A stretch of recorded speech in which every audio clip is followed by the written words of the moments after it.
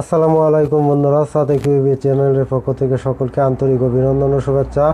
আশা করি সকলে ভালো আছেন। আপনাদের দোয়ার বরকতে আল্লাহ তাআলা আমাকে অনেক অনেক বেশি ভালো রেখেছেন।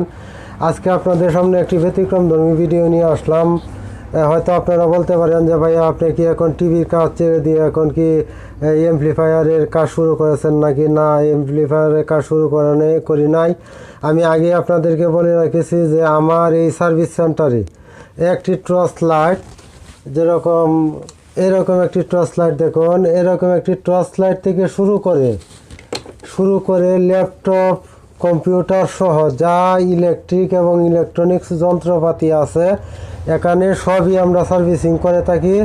যার কারণে যেহেতু আপনারা আমার ভিউয়ার্স, আপনারা আমার ভিডিও কিউগুলি ফলো করেন, যেহেতু একটি দোকান আপনারা চালাতে গেলে শুধু এক ধরনের শুধু টেলিভিশনের কাজ করে আপনারা একটি দোকান চালাতে পারবেন না।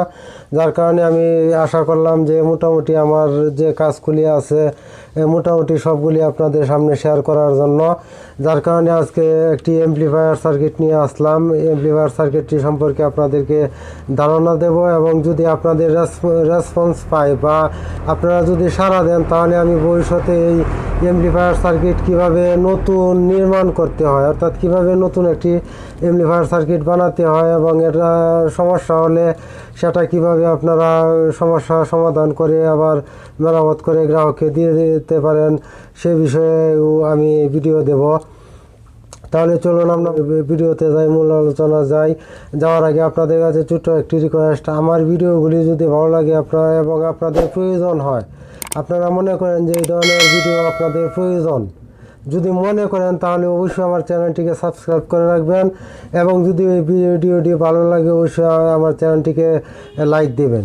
তাহলে অ্যাম্পলিফায়ার সার্কিট, যেহেতু এটি একটি অ্যাম্পলিফায়ার সার্কিট আমি আপনাদের সামনে নিয়ে আসলাম, তাহলে প্রথমে এটা সম্পর্কে আমার একটি ধারণা আপনাদের দেওয়ার দরকার। যেমন অ্যাম্পলিফায়ার কাকে বলে? অ্যাম্পলিফায়ার একটি ইংরেজি শব্দ, আপনারা জানেন। অ্যাম্পলিফায়ার, হোয়াট ইজ অ্যাম্পলিফায়ার যদি ইংরেজিতে বলে থাকে তাহলে হোয়াট ইজ অ্যাম্পলিফায়ার, অ্যাম্পলিফায়ার কী? অ্যাম্পলিফায়ারের আমি বলতে গেলে এভাবেই বলবো, অ্যাম্পলিফায়ারের সরল বাংলা অর্থ হতে পারে এরকম: পরিবর্তক বা শক্তিবর্তক। যেমন আমরা ইনপুটে যখন আমরা এরকম একটি মাইক্রোফোন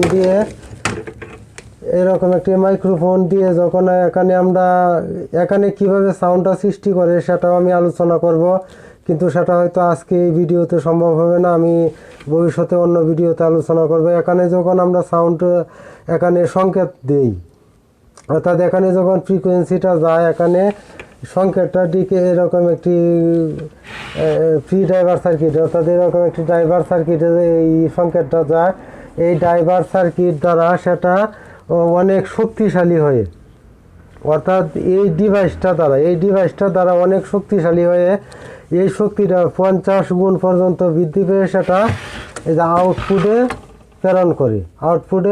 প্রেরণ করে থাকে, সেটাকে আমরা অ্যাম্পলিফায়ার সার্কিট বলে থাকি।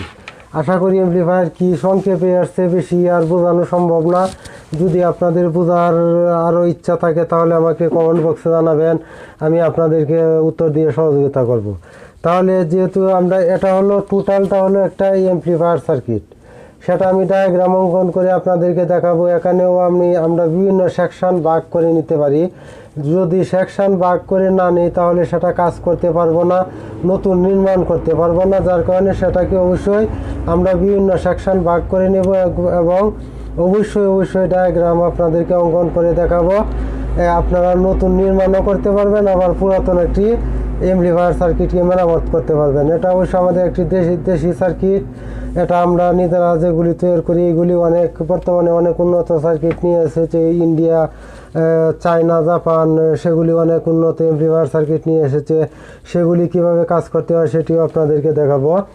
তাহলে আমি প্রথমে, যেহেতু এটি একটি বেসিক আলোচনা করতেছি, আজকে বেসিক আলোচনা করতে গেলে প্রথমে আপনাদেরকে যে আলোচনাটি করতে হয়, এখানে কি থাকে, এরকম একটি ডিভাইস থাকে, অর্থাৎ অ্যাম্পলিফায়ার একটি ডিভাইস থাকে, ঠিক এরকম একটি অ্যাম্পলিফায়ার ডিভাইস থাকে এবং ডিভাইসে সাউন্ডটা প্রেরণ করার জন্য, যেহেতু আমরা মুখে কথাটা বলতেছি, কথাটা যাতে অ্যাম্পলিফায়ার অর্থাৎ বৈদ্যুতিক শক্তিতে রূপান্তর করতে পারি।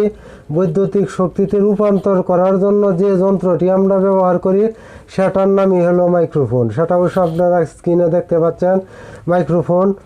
এই স্ক্রিনে এরকম মাইক্রোফোনটি ঠিক এরকম এটাই বৈদ্যুতিক শক্তিতে রূপান্তরিত করে।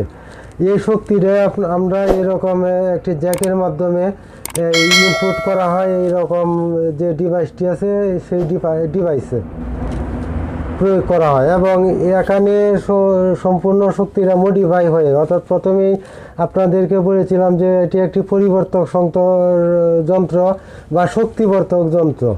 এটি যে শক্তি অত্যাধিক শক্তি সঞ্চয় করে সেটা আউটপুটে একটি ড্রাইভার ইউনিট, অর্থাৎ একটি ড্রাইভার ইউনিটের মাধ্যমে আউটপুট করা হয়।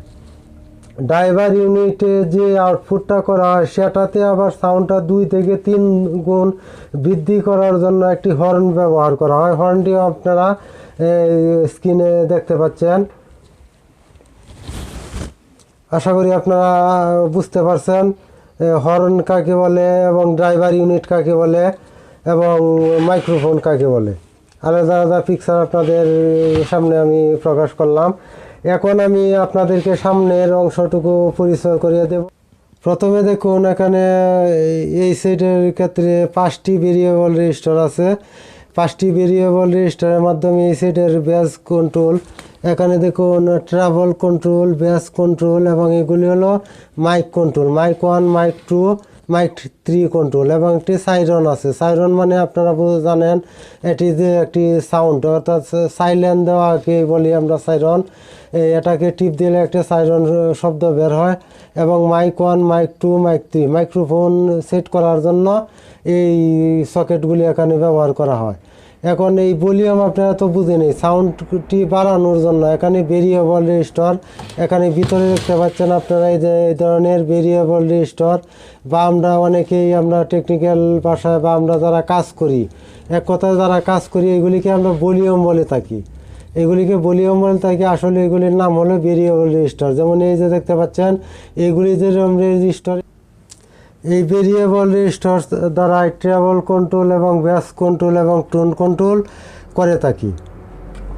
এখন আমরা সামনে আপনাদেরকে একটু পরিচয় করিয়ে দেই। এগুলি হলো সাউন্ড বাড়ানো কমানোর জন্য শুধু এই 3টি যে ভেরিয়েবল রেজিস্টার আছে এগুলি ব্যবহার করা হয়। এখানে একটি টোন কন্ট্রোল থাকার কথা, সেগুলি সাধারণত আমাদের দেশি যে সেটগুলি আছে এগুলি সাধারণত আমরা সংক্ষেপে শর্টকাটে করে থাকি, যার কারণে এখানে টোন কন্ট্রোল দেওয়া হয় না। দেখুন নিচে আপনারা লেখা দেখতে পাচ্ছেন, এটা হলো বেস কন্ট্রোল এবং এটি হলো travel control, base control, travel control. এখন বেস কন্ট্রোল কাকে বলে, ট্রাভেল কন্ট্রোল কাকে বলে সেটাই আপনাদেরকে আমি পরিচয় করে দিচ্ছি। যেমন ট্রাভেল কন্ট্রোল আমরা এটাকে বলি, এই ট্রাভেল কন্ট্রোল হাই ফ্রিকোয়েন্সি নিয়ন্ত্রণ করে। Amplifier, driver, pre driver, register, base এর কালেক্টর সার্কিটকে সংযুক্ত করা হয় এবং এই ভেরিয়েবল রেজিস্টার সিরিজে একটি ক্যাপাসিটার যুক্ত করিয়ে আর্থিং করা হয়। আপনারা এখানে দেখতে পাচ্ছেন একটি ক্যাপাসিটার, এই যে দেখতে পাচ্ছেন এখানে একটি ক্যাপাসিটার, এই যে ক্যাপাসিটারটি দেখতে পাচ্ছেন, এই ক্যাপাসিটারটি সিরিজে সংযুক্ত করে আর্থিংয়ের সাথে সংযুক্ত করা হয়। করার ফলে এটা একটি বেস কন্ট্রোল রূপান্তরিত করে, অর্থাৎ সাউন্ডটা একটু মানে মেলোডি আনার জন্য এই বেস কন্ট্রোলকে, এই ট্রাভেল কন্ট্রোল আমরা ব্যবহার করে থাকি। এখন আমরা বেস কন্ট্রোল নিয়ে আলোচনা করব। বেস কন্ট্রোল নিয়ে আলোচনা করতে গেলে আপনাদেরকে অবশ্যই বলতে হয় বেস কন্ট্রোল সাধারণত এই যে আপনারা দেখতে পাচ্ছেন যে অ্যাম্পলিফায়ার সার্কিটে, এখানে আমরা এটাকে নিয়ন্ত্রণ করি, উচ্চ ফ্রিকোয়েন্সি নিয়ন্ত্রণ করার জন্য এটাকে ব্যবহার করি। অ্যাম্পলিফায়ার, ড্রাইভার এবং প্রি ড্রাইভার অথবা ইহার পূর্বে কোনো ট্রানজিস্টর, কপালিং, ক্যাপাসিটার, রেজিস্টারে একটি ভেরিয়েবল রেজিস্টার এমন মানে রেজিস্টার প্যারালালে সংযুক্ত করার মধ্য দিয়ে ইহা লো ফ্রিকোয়েন্সি হতে পারে। অর্থাৎ এই ভেরিয়েবল রেজিস্টারের মান কম বেশি আমরা করতে পারি। এই লো ফ্রিকোয়েন্সি সিগন্যালকে কম বেশি করার জন্য আপনারা দেখুন এখানে একটি রেজিস্টার আমরা ব্যবহার করেছি। এখানে আপনারা দেখতে পাচ্ছেন একটি রেজিস্টার, এই যে সার্কিটের রেজিস্টারটা এখানে সংযুক্ত করেছি, করেই এটাকে বেস কন্ট্রোলে আমরা এই ভলিউমটার নাম দিয়েছি, যার কারণে ব্যাস কন্ট্রোল। আশা করি আপনারা মোটামুটি একটি ধারণা পেয়েছেন, এই ভিডিও দ্বারা আপনারা মোটামুটি একটা ধারণা পেয়েছেন। এবং এখানে দেখতে পাচ্ছেন এই ধরনের সার্কিট আমরা সাধারণত ডিসি বিদ্যুৎ অর্থাৎ 12 ভোল্ট 6 ভোল্ট এই ধরনের বিদ্যুৎ অথবা অনেক সময় 24 ভোল্ট বিদ্যুৎ দ্বারাও এই ধরনের ডিভাইস আমরা পরিচালনা করতে পারি। এটির জন্য দেখেন আপনার 12 ভোল্টের জন্য দুটি তার লাল এবং কালো দুটি তার আমরা ব্যবহার করেছি, এবং পাওয়ার সাপ্লাই দেখতে পাচ্ছেন একটি অ্যাডাপ্টার এখানে আছে। অ্যাডাপ্টারের মাধ্যমে আমরা 12 ভোল্টে রূপান্তর করার জন্য একটি অ্যাডাপ্টার ব্যবহার করেছি, সরাসরি বিদ্যুৎ দ্বারা আমরা এটিকে পরিচালনা করার জন্য আমরা এটিকে ব্যবহার করি। আশা করি যে পরিচয়টুকু আপনাদেরকে আমি দিয়েছি সেটা আপনারা অনেকে জানেন, কিন্তু জানা সত্ত্বেও আপনাদের আগ্রহ কতটুকু আছে এই বিষয়ে আপনারা কাজ করার জন্য, এই বিষয়ে আমি আপনাদেরকে ডায়াগ্রাম সহ আপনাদেরকে কাজ শেখানোর উদ্দেশ্যে আমি এই ভিডিওটি করেছি। যদি আপনারা আমাকে রেসপন্স দেন, আপনারা যদি আগ্রহ প্রকাশ করেন, তাহলে আমি আগামীতে এই ধরনের একটি ভিডিও নিয়ে আসবো, এই ধরনের অ্যাম্পলিফায়ার কীভাবে মেরামত করতে হয়। কারণ আপনারা যখন দোকান দিবেন, একটি দোকানে শুধু টেলিভিশনে কাজ করবেন, তখন বিভিন্ন ধরনের ইলেকট্রিক এবং ইলেকট্রনিক্সের ডিভাইস আসবে, সেগুলিকে অবশ্যই আপনাদের মেরামত করতে হবে।